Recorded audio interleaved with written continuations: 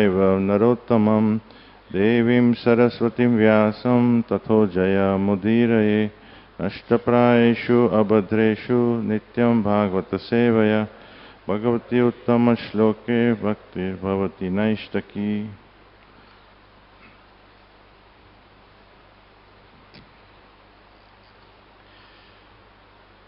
So we're reading from Srimad Bhagavatam, Canto 10,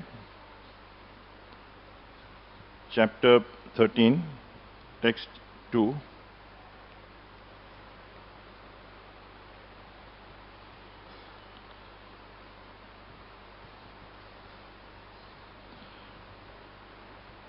Satam ayam sarabhritam nisargo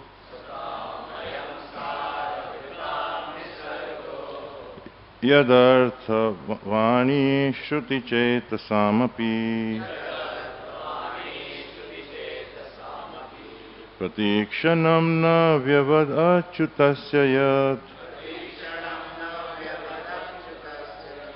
striya vitanam iva sadhuvarta satamayam sharabhritam nisargo yadarthavani shruti chetasamapi pratikshanam na vyavadachyutasya yat striya vitanam iva sadhuvarta satamayam sarabhritam visargo yadarthavani shruti chetasamapi pratikshanam na vyavadachyutasya yat striya vitanam iva sadhuvarta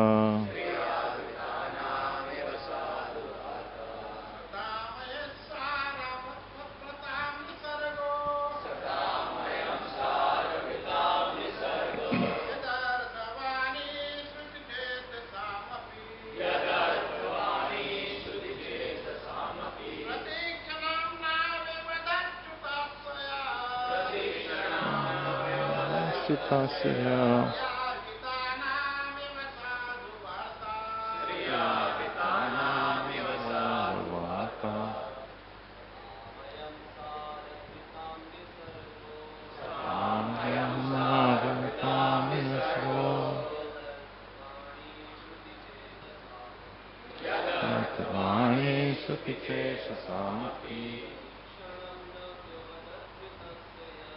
Tikshanam na vyavadastu tasya yat striya vitanam iva sadhuvarta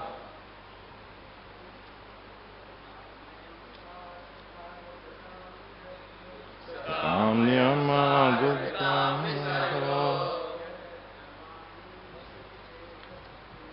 yadarthavani suti chetasamapi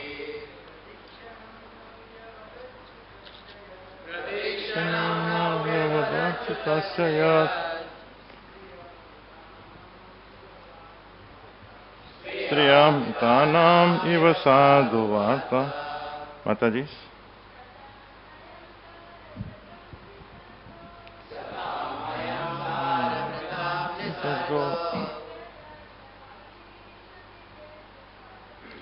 Yadarthavani shruti chetasamapi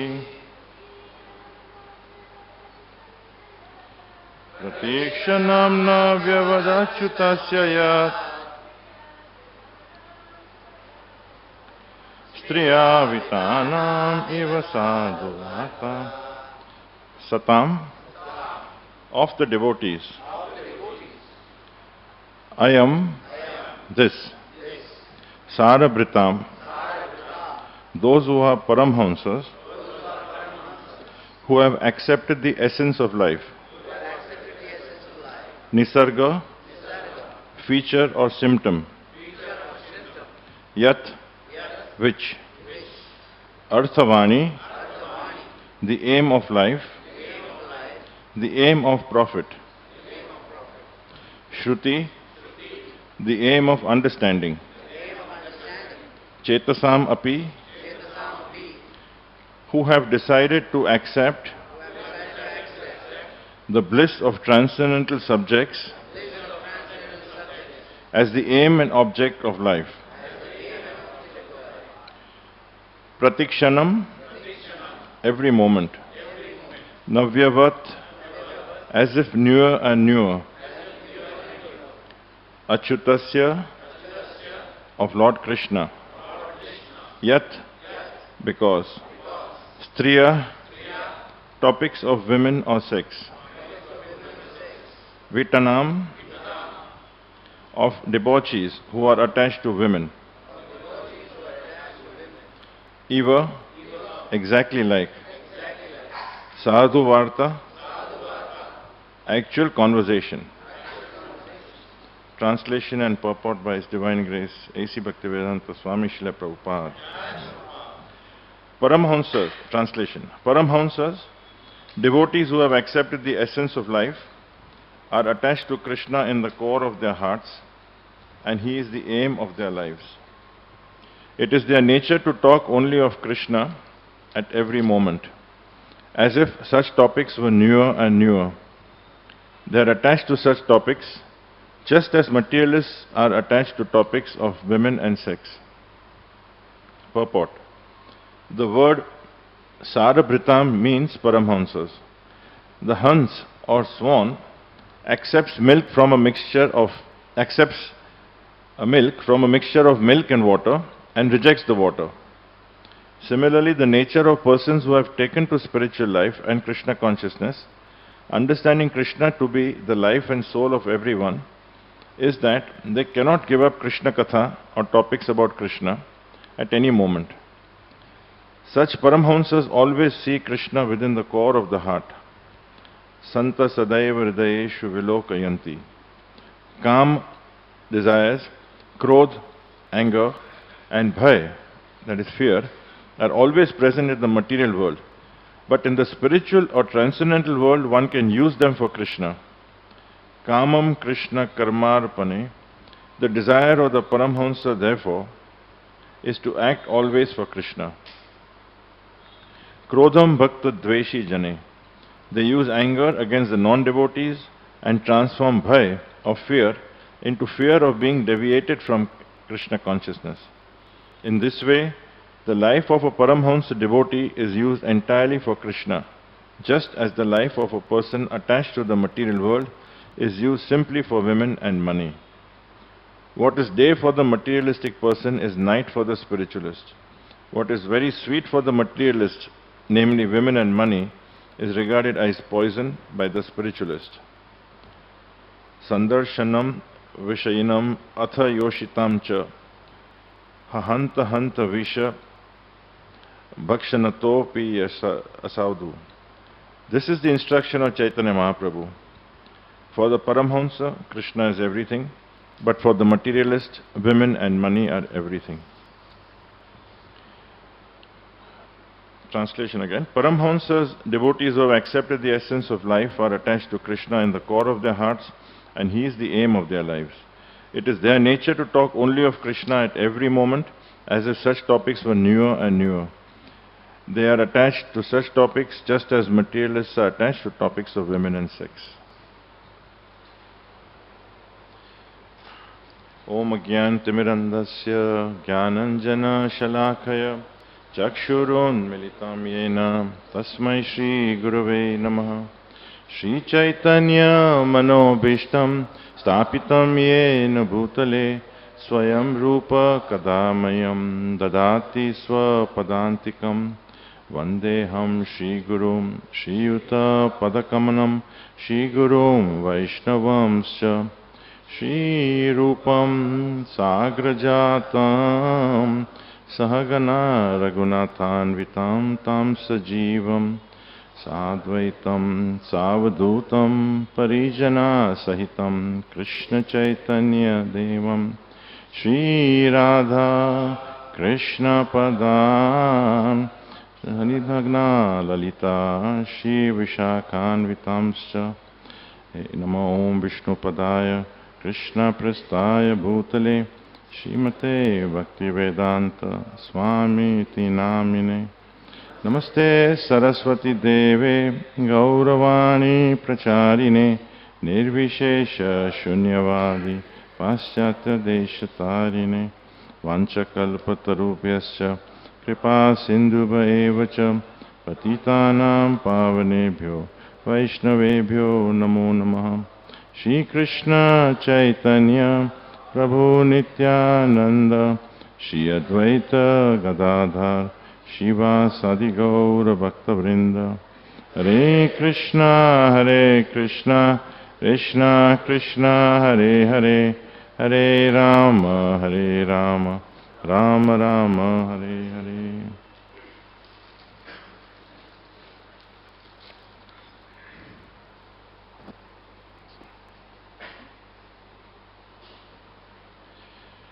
So, from yesterday, in this new chapter, we've heard that the great devotees, the Paramhamsas, they relish these pastimes as if it is fresher and newer every time. It is also said that in the purport by Srila Prabhupada that it is really only for the advanced devotees, and that is a sign of advancement, that they not only never tire, but actually the desire keeps growing more and more. And therefore the qualities that are needed to pursue the path of the Paramhamsas, not only the instructions but also studying from their lives, is really the life and soul of a sincere devotee. Because actually the devotee, we cannot progress in spiritual life by any other means except one, and that is to attract the causeless mercy of the Lord. And that mercy of the Lord will come only if we please His devotees. So actually anything that we do is only with the motive of pleasing the Paramahamsas, the pure devotees of the Lord. If they are pleased, then Krishna is pleased. And if Krishna is pleased, then by His causeless mercy, He can do anything. And whatever He does, of course, is for our benefit. So, but then He will take loving care completely, especially for His devotees. So, as far as these pastimes are concerned, we have these, from our point of view, I'm saying from my point of view, we hear, when we hear pastimes, we like to, when we read a Krishna book or any story from Chaitanya Charitamrita or Bhagavatam, we may hear 2-3 times, then we say something new we need. Then we want to hear something more, something else. This is the tendency of, because of our neophyte nature, that we want to go from one to the other, because we do not have that taste, and we do not actually see Krishna within every syllable, every word, like Maharaj Parikshit is demonstrating by going through 7 days at a stretch, 24/7, without a break, without any stoppage for lunch time, dinner time, water, nothing. It's just virtually unblinkingly just savoring this taste. So the answer to us, or the solution for us, is that we have to just pursue sincerely on the same path, that we and gradually as the anarthas are reduced or eliminated, then we will start developing the taste. But that consistency is the key. It cannot be a stop-start situation. And actually we do see that we do relish the pastime. We really enjoy. We may not have the same taste as to that level yet, but it is very relishable. And also even when the even the Gopas and the Gopis, when they are bewildered, when Nanda and Yashoda are bewildered, that also gives us, we are also amazed like they are amazed. For instance, when the cowherd men, it is quite amazing that how they are chastising Nanda Maharaj. When, because they are saying that, Nanda Maharaj, you are chastising Krishna, you are taking a stick to beat him, you are punishing him, you don't know his position, he has done so much. This is very offensive attitude. The cowherd men are telling him, and actually they are the so-called victims of some of the latest pranks of Krishna. But then somehow when they see Krishna, they are completely transformed. And so how can you do like this to Krishna? See, and then they list his activities. See, he has lifted the Govardhan hill, he has killed Putana, he has destroyed Trinavarta. With his small feet, he has knocked down the Shaktashur demon, the cart. How can such a small child drag the grinding mortar through between the two trees? The celestial demigods are coming to, worship him. He's killed Bakasur, Aghasur, so many. So you should learn to respect Krishna. This is what Nand Maharaj is being told by, in this such a loving way. And Nand Maharaj in reply tells them that you all think that because he is blinded by parental affection, he has so much love for his son. It's not just for his son, but it is Krishna, and Krishna has chosen to be Nand Maharaj eternally. He will have this parental affection. So then Nand Maharaj replies that how can you all think that he is a great person, maybe he is a yogi or he is some supernatural person. But tell me, the yogis, they are what are the symptoms? They are supposed to be controlling their anger. Here Krishna has temper tantrums every day. He doesn't get his butter on time, or he doesn't get enough, then he will, throw a temper tantrum, and the yogis are supposed to be very self-controlled. And I see him eating butter almost all the time. They're supposed to be honest. When was the last time you heard him give an honest answer? When we hear him, when I see him eating dirt, I ask him, he says, no, I have not eaten, and I can see the dirt. When he goes and steals butter, and then when he's caught red-handed and we ask him, and he tells me that he doesn't, and then he points to Balram and says, somebody else must have done it. So where is, these yogis are supposed to be so considerate towards others, paradukha dukhi, and here Krishna is so that he doesn't get something, then he will get angry, and then he will urinate on the floor, so and then while describing this, Nand Maharaj would start laughing, and then he would laugh and laugh and laugh, and then the Gopas would also laugh, and then they would cry also. And then eventually they'd forget what they came to complain in the first place, because the whole thing starts when, so this is how, so when we read about this, and similarly with the Gopis, it is, we also are, we are also, we are also joined to the cowherd boys and the cowherd girls in their astonishment. When they get baffled, we get baffled. They are also wondering, how is it that on one hand he is doing so much, he displays some supernatural powers, but at the same time he's, when we cuddle him, he feels so nice. When we don't give him attention, he starts crying. So, they cannot see they're completely astonished.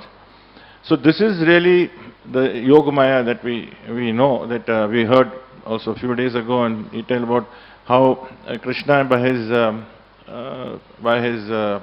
Yogamaya potency completely covers that, and mainly for enhancing the love between his devotees and him. Mother Yashoda tries everything in her powers to try to retain Krishna at home. She feels that, why does he have to go and steal? So they had 900,000 cows, so she takes the best 100 cows and gives them the freshest grass, and then their milk is fed to the best 10 out of that 10 cows, and those 10 cows milk is fed to the best of the 2 cows, and then the best cow's milk, that she takes the cream and then makes the butter and gives it to Krishna, and still Krishna goes and steals. Because Krishna actually wants to taste the bhakti, the devotion of the gopis. So actually we can see that we also do have a taste, we do have an enjoyment, but because of our anathas, we do not have the growing taste as to the extent that Maharaj Parikshit has. But then that is something which is really, as we see for the future, that's at least our goal for us.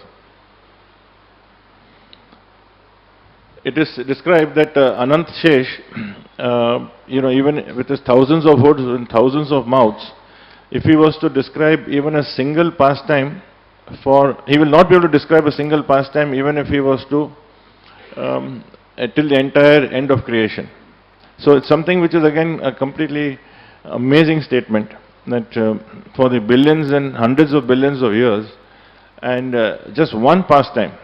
And this is also Sukdev Goswami tells Maharaj Parikshit that even if you have one pastime, even if one syllable of Krishna is so purifying, so one pastime of Krishna can go on eternally, the taste can keep on growing. But for this, the requirements are many, and a key requirement is that because we have so many attachments, so these attachments deprive us from coming closer to Krishna, because ultimately we have to develop this detachment, and the detachment is a key factor, and we also see this from the various examples. Prabhupada gives two contrasting examples. He gave the example of Rup and Sanatan Goswami, when Prabhupada was actually explaining that how human civilization means that one has to restrain the senses, and in the Vedic system the sannyasi is given the highest respect. Why? Because it is a very difficult thing to control sex life, and the sannyasi completely abstains from it, and because of that he is given the highest respect. So because he is given high respect, society is balanced, and there is harmony, and all the other varnas and ashrams can peacefully coexist, because the brain, which is compared to the Brahminical qualities which the sannyasi demonstrates,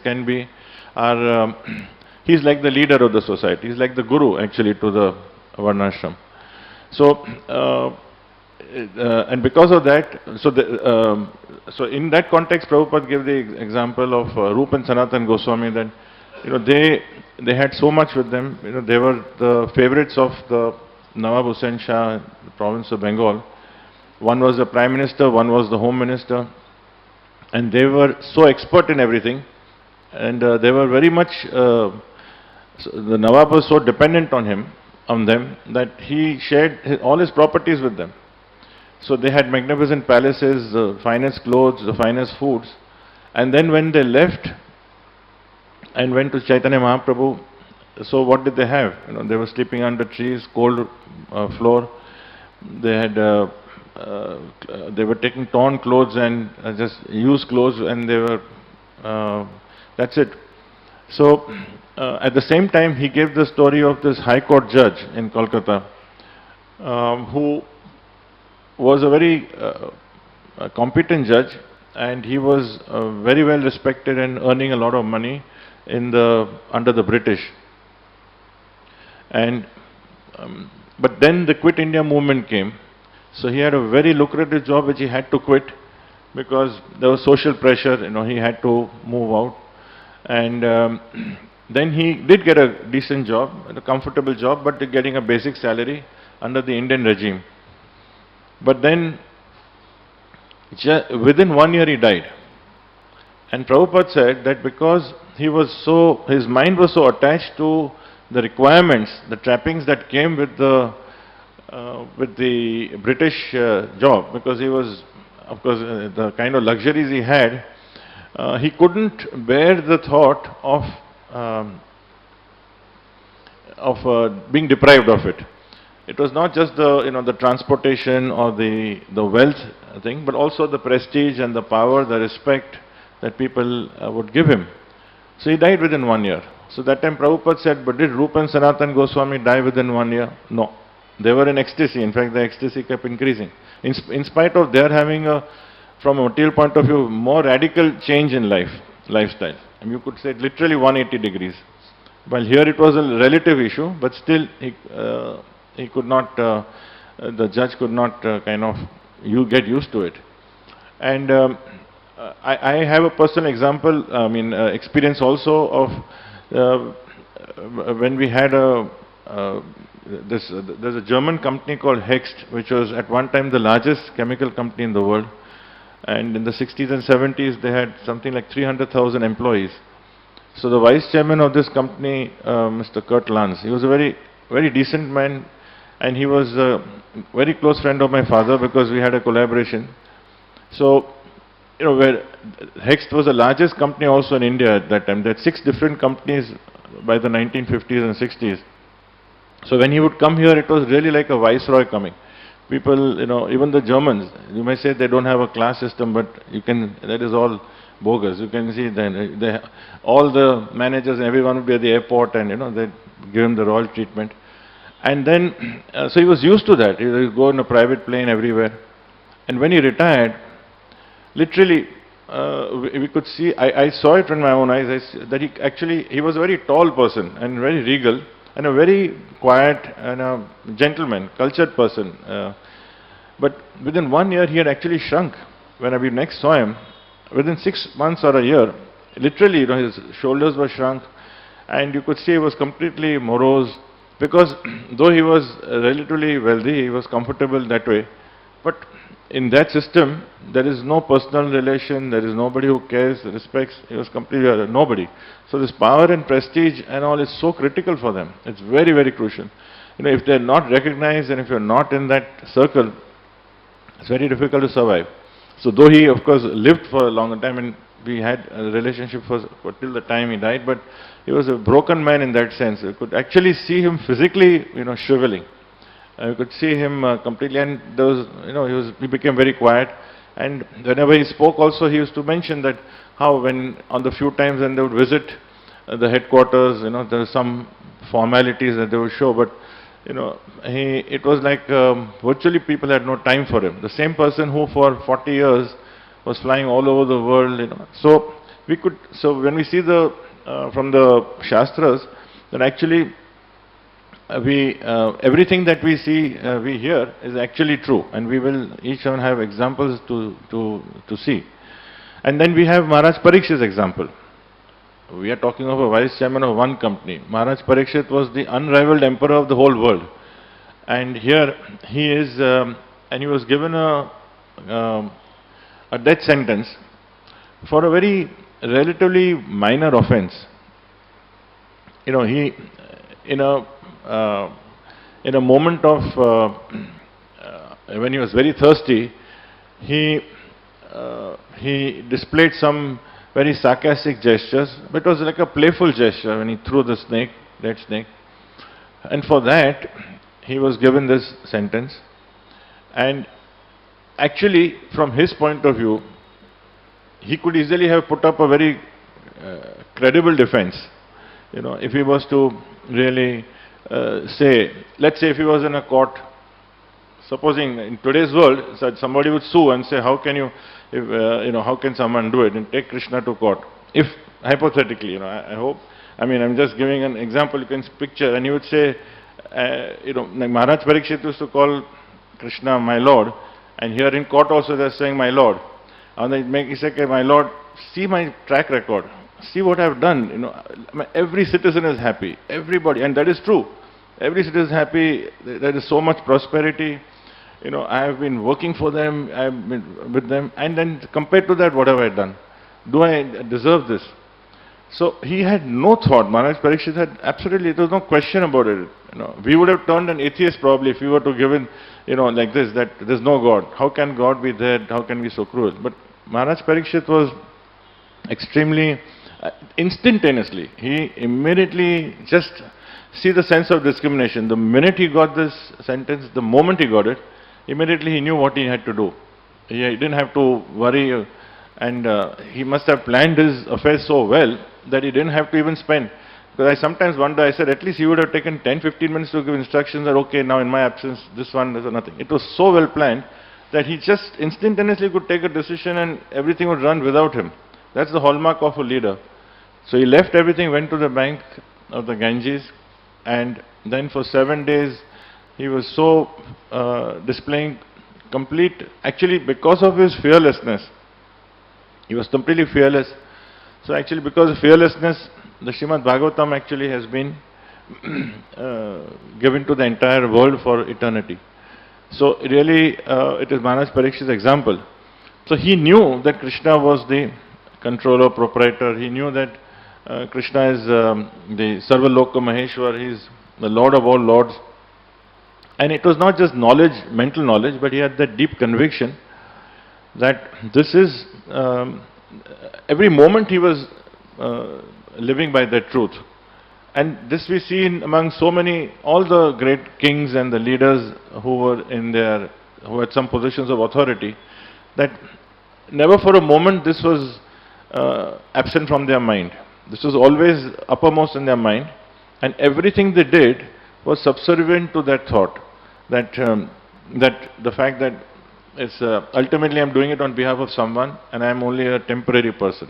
It's like if you've been given a 5-minute responsibility, someone tells you, okay, look, I'm just going and coming, and for 5 minutes, do you mind if you just look after this so nobody comes and steals this chair? So for 5 minutes, and then he comes back and he says, okay, and he'll thank you and you go out. So instead of 5 minutes, we've been given a life, just because we don't see the person. So we are so gross that we cannot understand that Krishna is there in so many ways. That he is, it just needs intelligence which has to be purified by a certain process. But because of the absence of that, we are not able to see any signs for a majority of the people, the billions of people, and who have a certain material intelligence, but they cannot have the basic intelligence of actually seeing the signs, and cannot even understand that someone is a proprietor. So here Maharaj Parikshit is so clear that he just leaves, and this is the example, a role model that if anybody was to see, even from outside, how a combination of extraordinary leadership combined with combined with the highest character displayed at the time of when it was appropriate. So Maharaj Parikshit's test will all be tested. We will also be tested in various ways. We are being tested now and will be having increasing tests. This was for him the final test. And also we should not forget that in Kali Yuga, it's a place of misery. So we don't really have to wait too long for miseries to come. You don't have to, it's not like you'll have 7 years of complete bliss and suddenly you get, no, it's like you're bombarded. That is one good thing that we'll always be reminded. But in Maharaj Parikshit's case, it was not like that.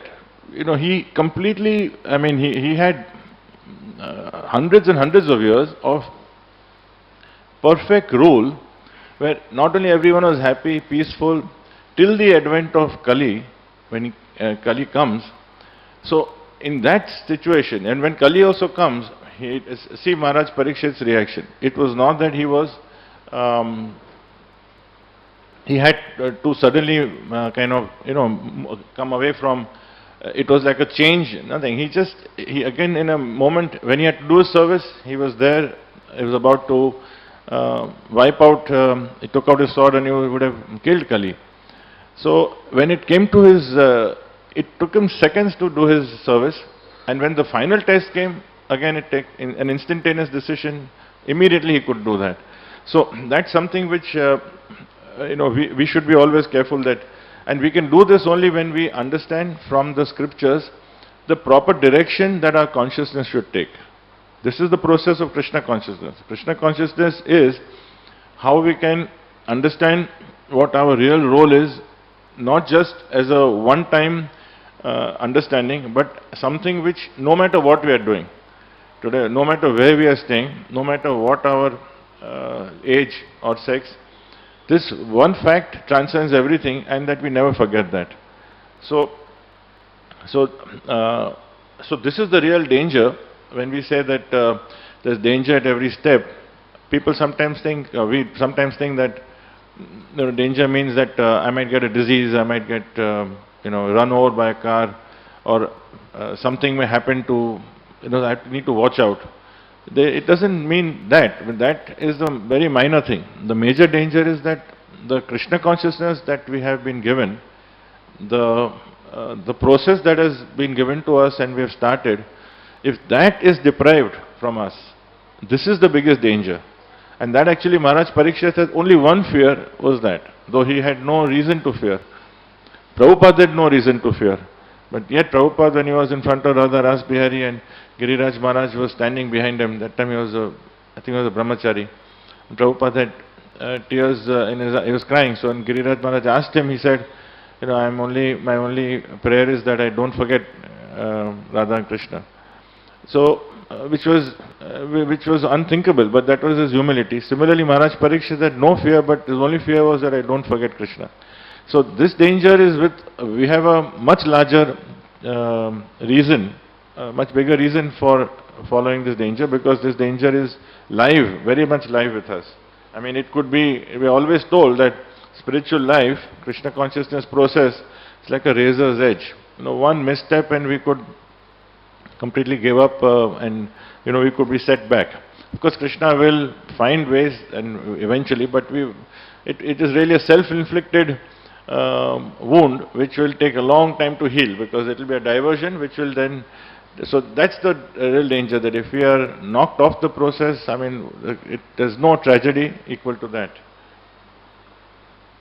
So in comparison to Maharaj Parikshit's sense of detachment, which he had instantaneously, there is this example which came about 30 years ago, I think. I remember reading it when I was started my business.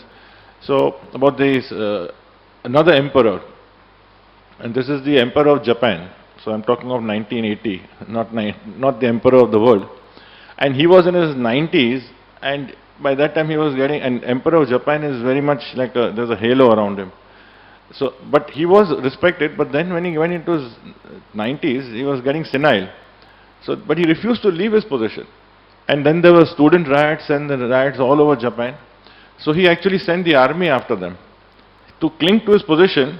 It was such a contrast to see that here you have the emperor of the world who instantaneously could leave everything. And here was the emperor of one country who had just ceremonial position, and he had already outlived by far, but he couldn't even do that. So we can see that actually we shouldn't think that detachment comes easily. Detachment is the toughest thing. I mean, we experience it, and that's something which we should, at least if we are aware of the dangers of being attached, we have a better chance of developing the detachment.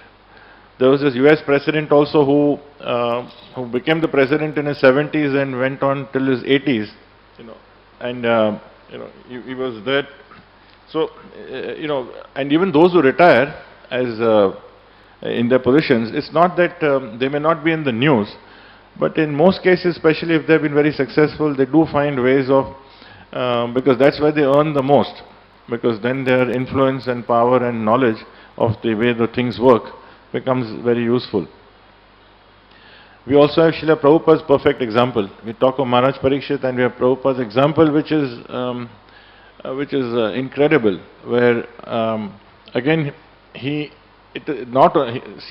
one stage was when he left Vrindavan, and that itself, as we heard yesterday also, that Vishwarup Prabhu's class, that how there was no reason for him to leave Vrindavan, absolutely no reason externally. And everyone would have lauded his approach towards being in Vrindavan, and he did this out of compassion. He did it out of his duty to spiritual master, which was his life and soul. But then, After having got that, after 12 years, when he circled the world 13 times and developed over 108 temples and thousands of sincere, dedicated disciples, when the time came, when he sensed that the time is coming that I have to pass through this world, he very quietly withdrew. He just quietly withdrew, and then for the last several months went to Vrindavan. So he was always heeding Krishna's call. And when he sensed that now my time is up, even though in that sense he was 79, so I mean life expectancy, one can say that with medication and this and that, he can go into 80s or 90s. Now, just a few days ago I read that in Japan there are 58,000 people who are 100, above 100. But what is the quality of their life? They are non-entities in the last 30, 40 years. They may be little better than vegetables perhaps, but they are like trophies in a family, just to say that somebody is there, to show that, okay, my great-grandfather, he has a big tree. But what is the point? Here was Prabhupada when he was 79, 80, he was only connected to Krishna. That was all. Krishna's voice was telling, when he told that, and he was listening to that. So when he had to wrap things up, he did it very quietly and moved to Vrindavan. And then for the last 6-7 months, we know how it's all on film. We have seen that it is every word, every moment. And even till the last breath, practically when he could say, we can, this is something which not only hearing but seeing, even for our grossest senses, if we can't, sometimes we may hear and say that, okay, out of his, well-intentioned, but he's a little bit exaggerated, we might think. But if you see it on film, just days before his part, that is, as it is for the last 6 months, he couldn't even walk.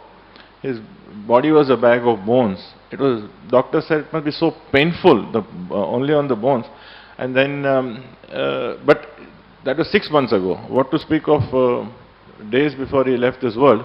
And at that stage, when he is still, the microphone is in his mouth and he's still saying that you are not this body, he's still translating. See, his mental alertness, his consciousness, and his tranquility is something how can even the most dullest person, even a child would see in amazement. There is no, it's just, so the only answer is that if we cannot see it, it is that envy or stubbornness that, or a false ego which becomes prominent. So we have to be, for ourselves, we have to be careful because there are enough distractions around us, and these distractions could take us off track anytime. So this process becomes crucial. That's why Prabhupada said that, there are so many institutions in this world, not just educational or medical or social institutions, millions of institutions. But there's not one institution which teaches pure devotional service. Prabhupada would say that just one institution, because that could teach fearlessness. The fearlessness of the way Maharaj Parikshit could face, that he had no fear. And we can only have fearlessness if we are under the shelter of Krishna. And this world is out of fear. If you see, this world is made of fear, because first of all, there is a fear of hunger, so you have the food industry. You have fear of housing, shelter, so you have this construction, real estate and all that. You have fear of health, old age, so you have the pharmaceutical and the medical industry. You have fear of loneliness, so you have the cosmetic industry, you have the fashion industry, you have the entertainment industry, you have the TV and the radio and things like that. Right? So everything, like you're fearing how your country will be attacked. So you have a defense industry, which is of course very large in most countries. So you will see that there's always a counter to fear that is being attempted. So this fear is around us, and therefore the Krishna consciousness in its in the real sense, what the process that we are taught is a process of teaching us how to be fearless. And why do we need to look, of course these are the base of what we see, but we don't even need to look that far. We can see even in our life, we are seeing, all of us are experiencing devotees now who are passing out of this world in the most exemplary, sublime way, exactly as Maharaj Parikshit has done. Exactly as Maharaj Parikshit has done, in their own way. And that is also amazing, to understand that whom we thought that, oh, he's just like me. He was, he's had the same kind of background, gone to the school, and, he's also was diverted and distracted, and then he came to Krishna consciousness, and then but then at 25 or 30 or 40 or 50 or 60, and then but we have dozens and dozens and dozens of examples all over the world. One example, Maharaj, His Holiness Radhanath Swami Maharaj has spoken many times about his god sister Kunti Devi. She was she was just a simple mother. Why he mentioned this example often is because she was not like some of the leaders who one would say perhaps that, yeah, I can understand, because they were like Sridhar Maharaj, Tamal Krishna Maharaj. I mean, they led an exemplary life and they were of the highest caliber. So it was like a natural progression. I want to say that it is a great sense of awe and pride, but one would still think that it is expected. But in this case, he mentioned this often because she was a nobody in the sense of visibility, in the sense of the material world. Just a housewife. She used to go to distribute books. She had so many problems in her life. She had 2 kids, and actually in many ways our society had not reciprocated with her in the best of ways. So she had lots of material problems. Practically she was alone. And then she was stricken with this violent cancer, and she was in Utah. She was paralyzed from the waist down, poverty stricken. So in Utah she became a celebrity over some time because she was preaching so vigorously that even the state television used to interview her, because they'd never seen something like this. Someone who's facing death and can actually explain the way our philosophy is explaining, and she is actually going to face that. When she came to New Vrindavan for the last days, because doctor had said that there was only a few months left, and there that's when Radhanath Swami Maharaj met her, and she had been almost 35 years in the movement by then. And Maharaj of course knew her from the beginning, but then there was no contact. When she came there, devotees would go to read for her, and anyone who came in the room, she would just say this eagerly, tell me about Krishna, tell me about Prabhupada. That was all. Krishna and Prabhupada, just tell me about Krishna and Prabhupada. That was, and in spite of physical pain and in spite of being paralyzed from the waist down, her consciousness was so strong. And she told, and she could not even lift a book. That was a weakness. But that's why devotees had to come. And when devotees would come to cheer her up, they left feeling so much in awe, because she was giving them more cheer than what they came to give. And when Radhanath Swami had many conversations with her, and he said that her thinking was of such a extraordinary nature, right out of the scriptures.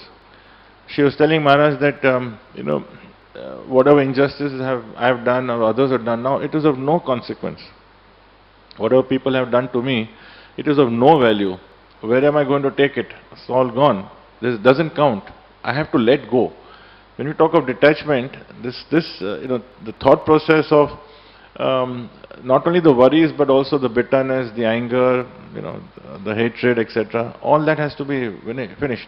So here she was demonstrating that. And then she told Maharaj that people think that I am so unfortunate, but actually I am so fortunate. I've got the mercy of, of the association and mercy of all these devotees around me. It is it is beyond my imagination to even think how lucky, fortunate I am.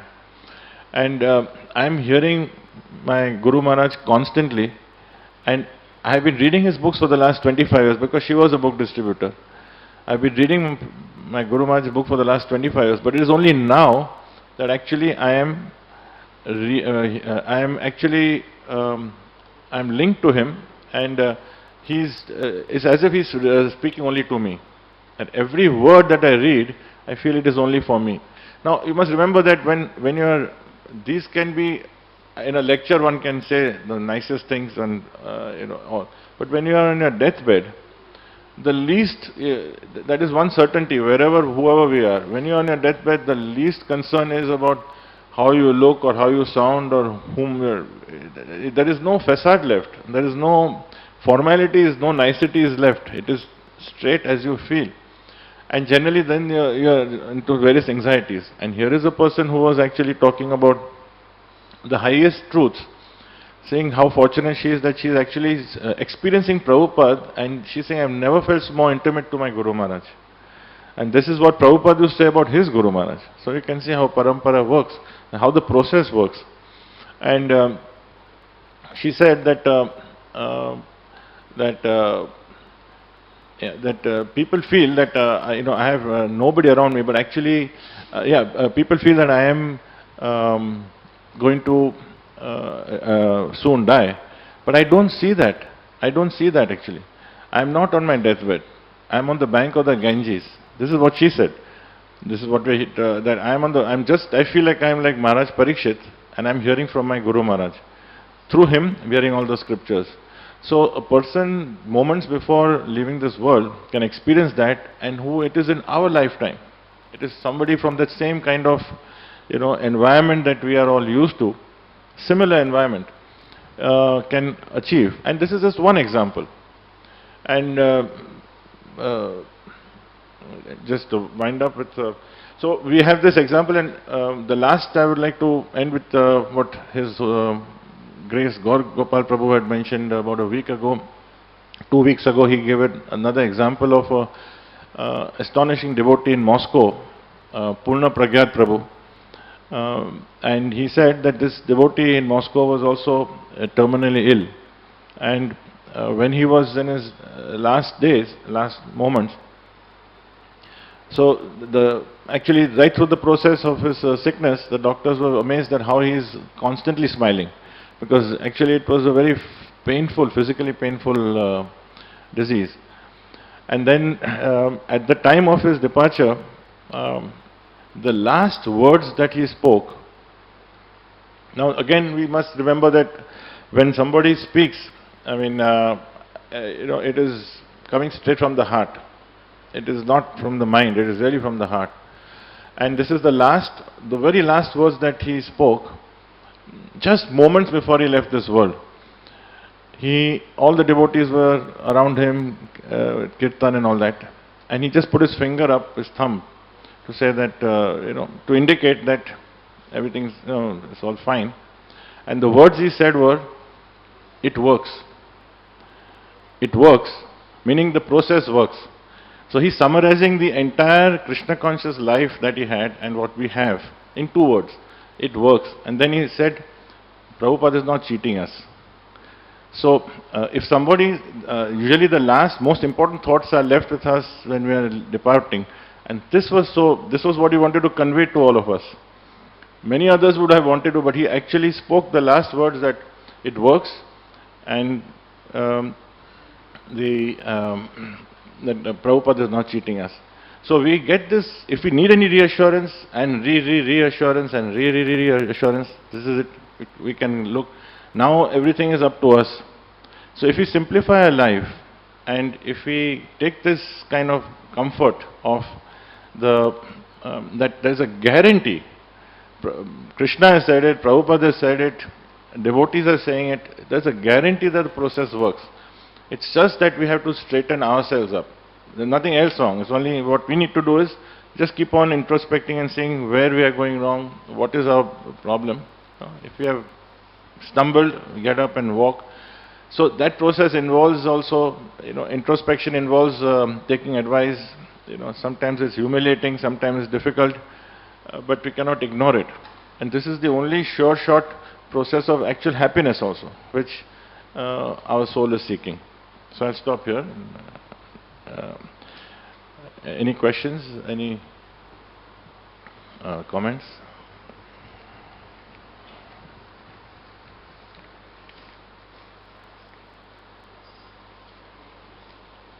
ग्रंथ राज श्रीमद् भागवतम की जय।